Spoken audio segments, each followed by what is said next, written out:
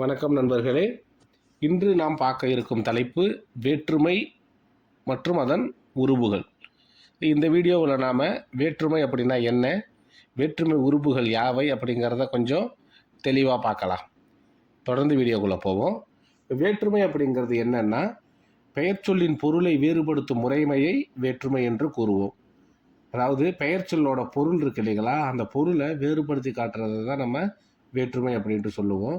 வேற்றுமை உருபு அப்படிங்கும்போது வேற்றுமை உருபுகள் பெயர் சொல்லுடன் இணைக்கப்படும் அசைகளை வேற்றுமை உருபு என்பர். அதாவது வேற்றுமைக்கும் வேற்றுமை உருபு அப்படிங்கிறதுக்குமான வித்தியாசங்கள் என்ன அப்படின்னு நம்ம சிம்பிளாக பார்த்தோம்னா, வேற்றுமை அப்படிங்கிறது பெயர் சொல்லின் பொருளை வேறுபடுத்தும் முறைமையை தான் நம்ம வேற்றுமை அப்படின்னு சொல்லுவோம். வேற்றுமை உருபு அப்படிங்கும்போது பெயர் சொல்லுடன் இணைக்கப்படும் அசைகளை, சரிங்களா, அந்த பெயர் சொல்லோட இணைக்கப்படுற அசைகளை தான் நாம் வேற்றுமை உருபு அப்படின்ட்டு சொல்லுவோம். ஸோ இந்த வேற்றுமை உருபுகள் எத்தனை இருக்குது அப்படிங்கிறத நாம் இதில் டீட்டெயிலாகவே பார்த்துடலாம். ஸோ இந்த டாப்பிக்கை நாம் கவர் பண்ணும்போது இந்த வேற்றுமை சம்மந்தப்பட்ட உருபுகள், அந்த வேற்றுமை சம்மந்தப்பட்ட அனைத்தையும் நாம் ஈஸியாக கற்றுக்கிட்டு நமக்கு எக்ஸாமில் அப்ளை பண்ணும்போது ஈஸியாக இருக்கும். இப்போ வேற்றுமை உருபுகள் எத்தனை வகைப்படும் அப்படின்னா, இலக்கணப்படி வேற்றுமை உருபுகள் 8 வகைப்படும். அது என்னென்ன அப்படின்னா, முதலாம் வேற்றுமை, இரண்டாம் வேற்றுமை, மூன்றாம் வேற்றுமை, நான்காம் வேற்றுமை, ஐந்தாம் வேற்றுமை, ஆறாம் வேற்றுமை, ஏழாம் வேற்றுமை, எட்டாம் வேற்றுமை அப்படின்ட்டு மொத்தம் 8 வகையாக இருக்கும். இந்த 8 வகையில் வந்துட்டு இரண்டாம் வேற்றுமையிலேருந்து ஏழாம் வேற்றுமை வரைக்கும் உள்ளதை தான் நாம் டீப்பாக படிக்க போகிறோம். அது எதனால் அப்படின்னா, இந்த முதலாம் வேற்றுமையும் எட்டாம் வேற்றுமை அப்படிங்கிறது வந்துட்டு இப்போது நாம் அந்தளவுக்கு யூஸ் பண்ணுறது கிடையாது. அதனால் இரண்டாம் வேற்றுமையிலேருந்து ஏழாம் வேற்றுமை வரைக்கும் உள்ளது தான் வந்துட்டு தேர்வுலையும் அதிகமாக கேட்பாங்க. ஸோ நாம் எந்த டாபிக் நமக்கு ரொம்ப ரொம்ப இம்பார்ட்டனோ அதை மட்டும் பார்க்கலாம். அதே வழியில் நாம் இந்த முதல் வேற்றுமைனா என்ன, எட்டாம் வேற்றுமை என்ன அப்படிங்கிறதையும் நாம் கொஞ்சம் தெளிவாகவே பார்த்துடலாம். இப்போ வேற்றுமை அப்படிங்கும்போது 8 வேற்றுமைகள் இருக்குது. அதை பற்றி நாம் ஒன் பை ஒன்னாக பார்க்கலாம். இப்போ ஃபஸ்ட்டு முதல் வேற்றுமை அப்படிங்கிறத என்னன்ட்டு பார்த்துருவோம். எழுவாயுடன் வேற்றுமை உருபுகள் எதுவும் இணையாமல் எழுவாய் தனித்து நின்று பொருளை இயல்பாக தருவது முதல் வேற்றுமை. அதாவது முதல் வேற்றுமை அப்படிங்கும்போது முதல் வேற்றுமையை எழுவாய் வேற்றுமை அப்படின்ட்டு நாம் சொல்லலாம். எடுத்துக்காட்டு பாவை வந்தான், சரிங்களா. அப்படி பார்த்தோம் அப்படின்னா இந்த எழுவாய் வேற்றுமை அப்படிங்கிறது வந்துட்டு எந்த வேற்றுமை உருவோடையும் சேராமல் பெயர் சொல் இயல்பாக நிற்கிற நிலையிலேயே இருக்கும். இதை தான் வந்து நாம் எழுவாய் வேற்றுமை அப்படின்ட்டு சொல்லுவோம். இதோட முக்கிய அம்சங்கள் என்ன அப்படின்னு பார்த்தோம்னு வச்சுக்கோங்களேன், இதுக்கான தனியாக எந்த ஒரு ஓம உருவும் கிடையாது,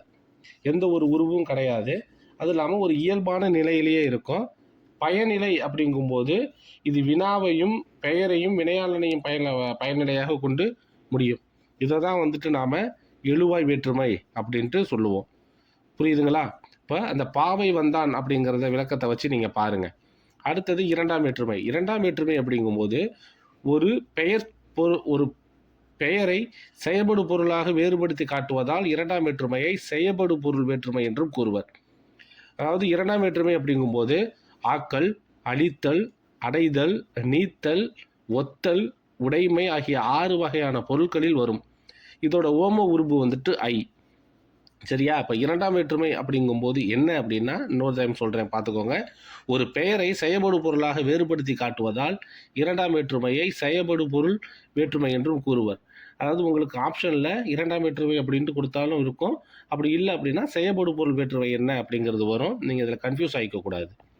அப்போ இந்த இரண்டாம் வேற்றுமைக்கான உருபு அப்படின்னா அது ஐ. இந்த இரண்டாம் வேற்றுமையோட உருபு ஐ. அடுத்தது நாம் பின்னாடி இதை பற்றி இன்னும் கொஞ்சம் விளக்கமாகவே பார்த்துருவோம். இப்போ இந்த ஆக்கல், அழித்தல், அடைதல், நீத்தல், ஒத்தல், உடைமை ஆகிய 6 வகையான பொருட்கள் வரும் அப்படின்னு சொல்லியிருக்கோம் இல்லைங்களா. அந்த 6 வகையான பொருட்களையும் நாம் அப்படியே கொஞ்சம் கொஞ்சமாக பார்ப்போம், இது எப்படி இருக்கும் அப்படிங்கிறத. இப்போ இந்த ஆக்கல் அப்படிங்கும்போது கரிகாலன் கல்லணையை கட்டினான் அப்படின்ட்டு இருக்கு இல்லைங்களா. அப்போது இந்த இடத்துல ஒரு விஷயத்தை வந்துட்டு உருவாக்குறாங்க, இதை தான் ஆக்கல் அப்படின்ட்டு சொல்கிறது. இப்போ அழித்தல் அப்படின்னா பெரியார் மூட நம்பிக்கைகளை ஒழித்தார் அப்படின்னா ஏதோ ஒரு விஷயத்தை அழிக்கிறாங்க இல்லைங்களா, இதை தான் அழித்தல் அப்படின்னு சொல்கிறது. அடைதல் அப்படின்னா கோவலன் மதுரையை அடைந்தான், அவன் ஒரு இடத்துக்கு போய் சேர்றான், இதை தான் வந்துட்டு அடைதல் அப்படின்னு சொல்கிறது. நீத்தல் அப்படிங்கும்போது காமராசர் பதவியை துறந்தார், அப்போ வந்துட்டு ஒரு விஷயத்தை வந்துட்டு விட்டுடுறது, அதை தான் நீத்தல் அப்படின்னு சொல்கிறது. இப்போ ஒத்தல் அப்படின்னா தமிழ் நமக்கு உயிரை போன்றது, அதாவது ஒத்துப்போதல் அப்படின்னு சொல்லுவோம் இல்லைங்களா. அது உடைமை அப்படிங்கும்போது வள்ளுவர் பெரும் புகழை உடையவர், அதாவது தன்னகத்தே வச்சுக்கிறது, இதை தான் வந்துட்டு உடைமை அப்படின்ட்டு சொல்கிறது. ஸோ இப்போ இந்த இரண்டாம் வேற்றுமை அப்படிங்கிறது உங்களுக்கு கொஞ்சம் புரிஞ்சிருக்கும் அப்படின்ட்டு நினைக்கிறேன். இரண்டாம் வேற்றுமையோட ஓம உருபு ஐ, இதை மறந்துடாதீங்க.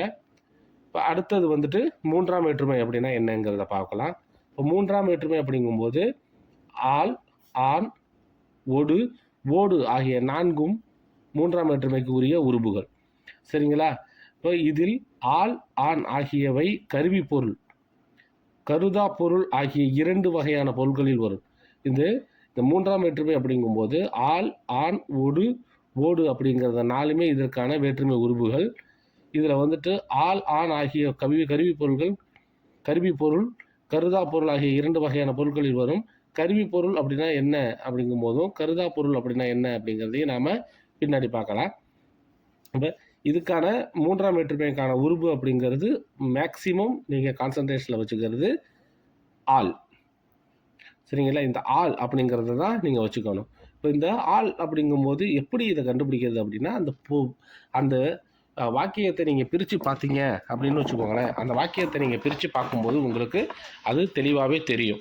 இப்போ இந்த கருவி பொருள் அப்படின்னா முதற்கருவி, துணைக்கருவி அப்படின்னு 2 வகையாக பிரிச்சுக்கலாம்.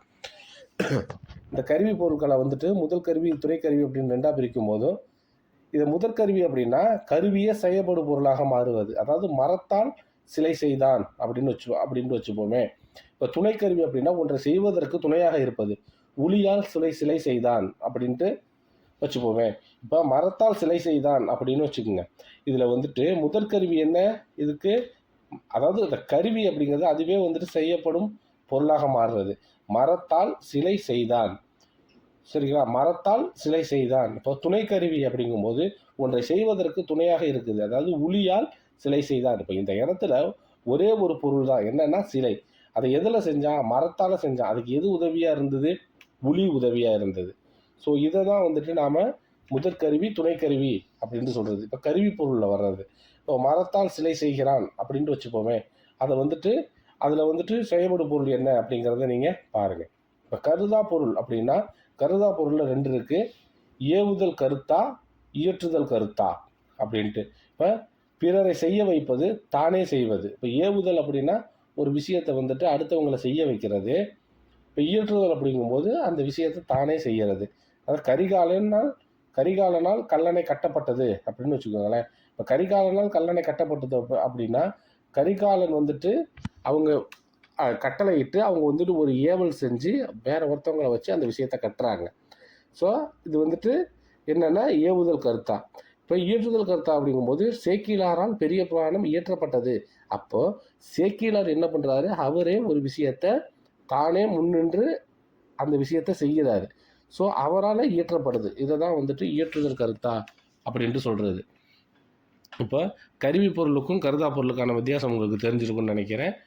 இந்த ஆண் எனும் உருபு பெரும்பாலும் செய்யுள் வழக்கில் இடம்பெறும். எடுத்துக்காட்டு புறந்தூய்மை நீரான் அமையும், ஒடு, ஓடு ஆகிய 3ம் வேற்றுமை உருபுகள், உடனிக்கலர்ச்சி பொருளில் வரும். அதாவது எடுத்துக்காட்டு தாயோடு குழந்தை சென்றது, அமைச்சரோடு அலுவலர்கள் சென்றனர்.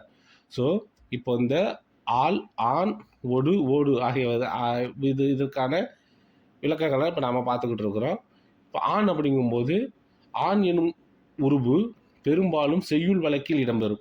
அதாவது புறந்தூய்மை நீரான் அமையும் அப்படின்ட்டு ஒரு வரி இருக்குதுன்னு வச்சுக்கோங்களேன். அந்த வாசகத்தில் நீரான் அதை நீங்கள் பிரித்து பாருங்கள். இப்போ பிரித்து பார்த்தீங்க அப்படின்னா உங்களுக்கு அதில் வந்துட்டு எந்த வேற்றுமை உருபு அப்படிங்கிறது உங்களுக்கு தெரிஞ்சிடும். அதே மாதிரி ஒடு, ஓடு ஆகிய 3ஆம் வேற்றுமை உருபுகள் உடனிக்கலர்ச்சி பொருளில் வரும். சரிங்களா. தாயோடு குழந்தை சென்றது, அமைச்சரோடு அலுவலர்கள் சென்றனர், இது எல்லாமே வந்துட்டு உங்களுக்கு 3ஆம் வேற்றுமை உருபுல வரும். இப்போ 4ஆம் வேற்றுமை உருபு அப்படின்னு வச்சுக்கிட்டிங்கன்னா 4ஆம் வேற்றுமையோட முக்கியமான உருபு கு. அதாவது கொடை, பகை, நட்பு, தகுதி, அதுவாதல், பொருட்டு, முறை, எல்லை என பல பொருட்களில் வரும். இந்த 4ஆம் வேற்றுமை வந்துட்டு இத்தனை பொருட்களில் வருது. எது அப்படின்னா கொடை அப்படிங்கிற பொருளில் வரும், பகை அப்படிங்கிற பொருளில் வரும், நட்பு அப்படிங்கிற பொருளில் வரும், தகுதி அப்படிங்கிற பொருளில் வரும், அதுவாதல் அப்படிங்கிற பொருளில் வரும், பொருட்டு அப்படிங்கிற பொருளில் வரும், முறை அப்படிங்கிற பொருளில் வரும், எல்லை அப்படிங்கிற பொருளில் வரும். இதோட ஓம உருபு அப்படின்னு என்னன்னு பார்த்தீங்கன்னா கு. சரியா? ஸோ இதை பற்றின விளக்கம் அப்படின்னு வச்சுக்கிட்டோம்னா, இப்போ கொடை அப்படின்னு வச்சுக்கோங்களேன். முல்லைக்கு தேர் கொடுத்தான். யார் கொடுத்தா? முல்லைக்கு தேர் கொடுத்தான் பாரி அப்படின்னு சொல்லுவாங்க இல்லைங்களா? ஸோ இப்போ பகை அப்படின்னா புகை மனிதனுக்கு பகை. நட்பு அப்படிங்கும்போது கபிலருக்கு நண்பர் பரணர். தகுதி அப்படிங்கும்போது கவிதைக்கு அழகு கற்பனை. அதுவாதல் அப்படின்னா தயிருக்கு பால் வாங்கினான். பொருட்டு அப்படின்னு வச்சுக்கிட்டோம்னா தமிழ் வளர்ச்சிக்கு பாடுபட்டார். முறை செங்குட்டுவனுக்கு தம்பி இளங்கோ. எல்லை தமிழ்நாட்டுக்கு கிழக்கு வங்கக்கடல். ஸோ 4ஆம் வேற்றுமை உருபுடன் கூடுதலாக ஆக எனும் அசை சேர்த்து வருவதும் உண்டு. எடுத்துக்காட்டு கூலிக்காக வேலை செய்தான். சரிங்களா? ஸோ இப்போ இதை நீங்கள் கொஞ்சம் ஸ்க்ரீன்ஷாட் எடுத்து வச்சு வேணாலும் பார்த்துக்கோங்க. இப்போ இந்த கொடை, பகை, நட்பு, தகுதி, அதுவாதல், பொருட்டு, முறை, எல்லை இது எல்லாம் வந்துட்டு எந்த விதமான காலகட்டத்தில் பயன்படுத்தப்படுது அப்படிங்கிறத வச்சு இது எந்த வேற்றுமை அப்படிங்கிறத நீங்கள் ஈஸியாக ஐடென்டிஃபை பண்ணிடலாம். சரிங்களா? இப்போ அடுத்தது 5ஆம் வேற்றுமை. 5ஆம் வேற்றுமை அப்படிங்கும்போது 5ஆம் வேற்றுமையில் நீக்கல், ஒப்பு, எல்லை, ஏது ஆகிய பொருட்களில் வரும். இதோட உருபுகள் வந்துட்டு இன், இல். இப்போ 5ஆம் வேற்றுமையோட முக்கியமான உருபு அப்படின்னு எடுத்துக்கிட்டோம்னா இல்னு. இதை பிரிக்கும்போது இன் அப்படின்ட்டு வரும் உங்களுக்கு. இதில் கூடுதலாக வந்துட்டு இல் அப்படிங்கிறதும் வந்துட்டு 5ஆம் வேற்றுமை உருவு தான். இப்போ நீங்கள் தலையின் இழிந்த மயிர். இப்போ ஒப்பு பாம்பின் நிறம் ஒரு குட்டி. எல்லை தமிழ்நாட்டின் கிழக்கு வங்கக்கடல். ஏது சிலேடை பாடுவதில் வல்லவர் காலமேகம். சரிங்களா? ஸோ இப்போ நீங்கள் அப்படிங்கும்போது இப்போ தலையிலிருந்து விழுந்த முடி அப்படின்ட்டு வச்சுக்கலாம். இப்போ ஒப்பு அப்படின்னா பாம்பின் நிறம் ஒரு குட்டி.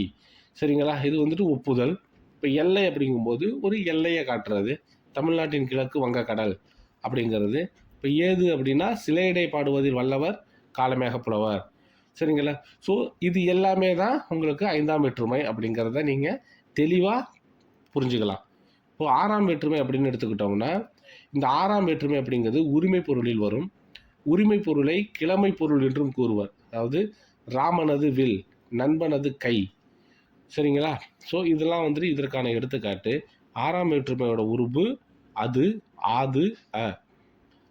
அது அப்படிங்கிறது தான் வந்துட்டு 6ஆம் வேற்றுமையோட மிக முக்கியமான உருபு, அதாவது தொடக்க உருபு அப்படின்ட்டு கூட சொல்லலாம்.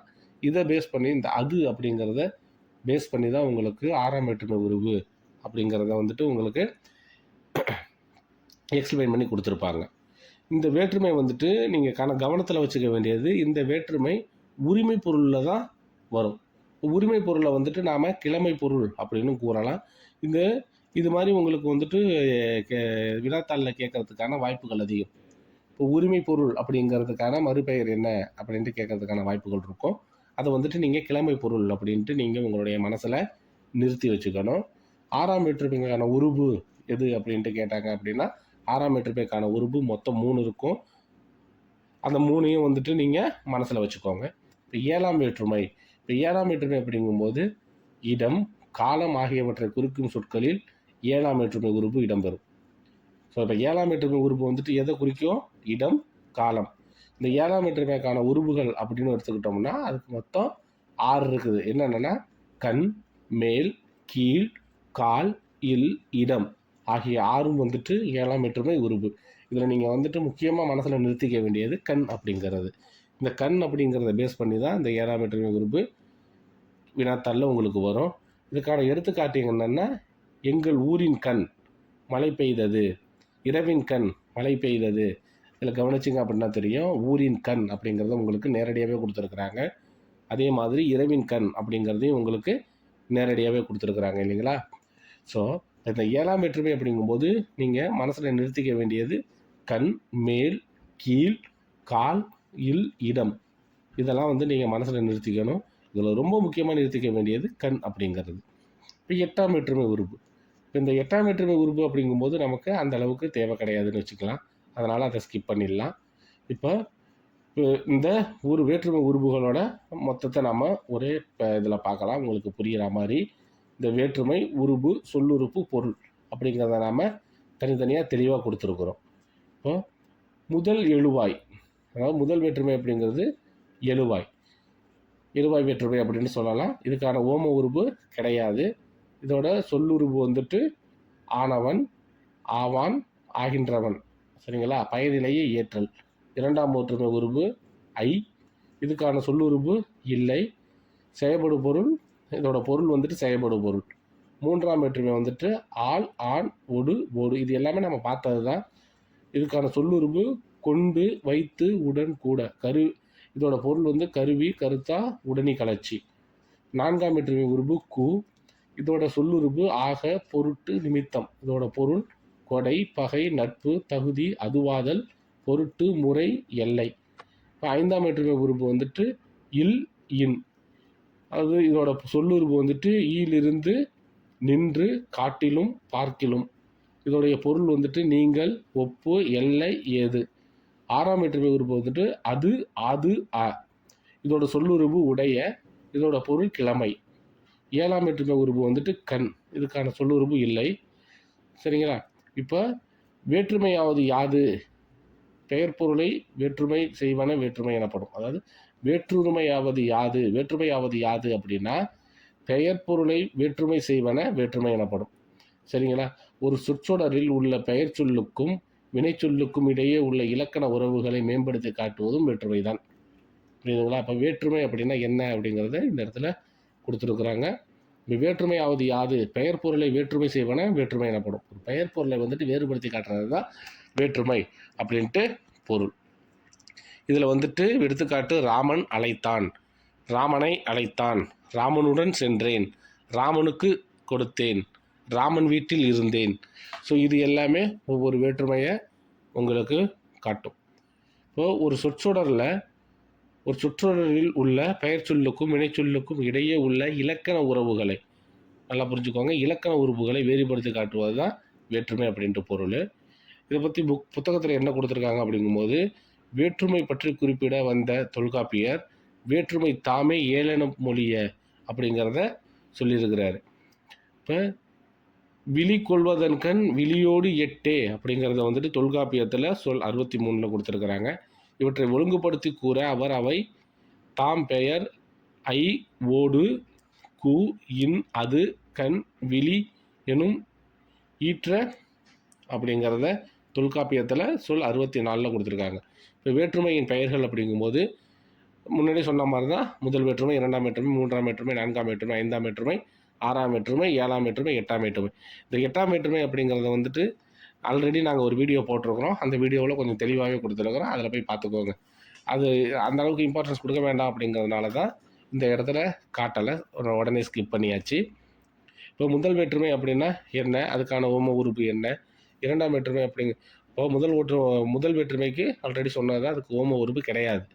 இப்போ இரண்டாம் வேற்றுமையிலேருந்து ஏழாம் வேற்றுமை வரைக்கும் உள்ளதை நீங்கள் கொஞ்சம் தெளிவாகவே பார்த்துக்கோங்க. நீங்கள் மனப்பாடம் பண்ணி வச்சுக்கிட்டாலும் சரி தான். அது ஈஸியாக மனப்பாடம் பண்ணுறதுக்கு எப்படி அப்படிங்கிறத நாங்கள் பின்னாடி உங்களுக்கு காட்டுறோம். இப்போ இரண்டாம் வேற்றுமை அப்படிங்கும்போது வேற்றுமை செய்யப்படும் பொருள் வேற்றுமை அப்படின்ட்டு இருக்கும். மூன்றாம் வேற்றுமை அப்படிங்கும்போது கருவி வேற்றுமை. நான்காம் வேற்றுமை வந்துட்டு கொடை வேற்றுமை. இதே மாதிரி ஐந்தாம் வேற்றுமை, ஆறாம் வேற்றுமை, ஏழாம் வேற்றுமை. இதை நீங்கள் கொஞ்சம் நல்லா தெளிவாக பார்த்துக்கோங்க.